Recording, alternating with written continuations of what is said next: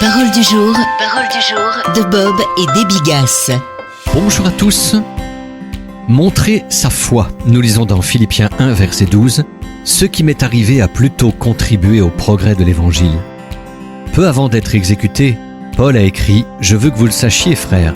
Ce qui m'est arrivé a plutôt contribué au progrès de l'Évangile. » En effet, dans tout le prétoire et partout ailleurs, il est devenu manifeste que c'est pour Christ que je suis dans les chaînes. La plupart des frères, confiants dans le Seigneur en raison de mes chaînes, ont beaucoup plus de hardiesse pour annoncer sans crainte la parole de Dieu, versets 12 et 14. Plus tard, il écrira « Réjouissez-vous toujours dans le Seigneur » Philippiens 4, verset 4. Paul avait la positive attitude. Il ne pouvait pas contrôler la situation, mais il a choisi une attitude qui lui a permis de passer outre.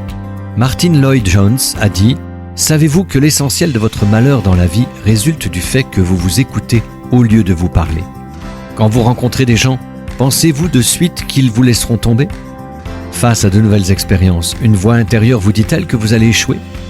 Lors d'une promenade, un homme longe un terrain de foot où deux équipes de jeunes s'affrontent. Il s'approche d'un joueur sur le banc et lui demande quel est le score. Le gamin répond 5-0 pour eux.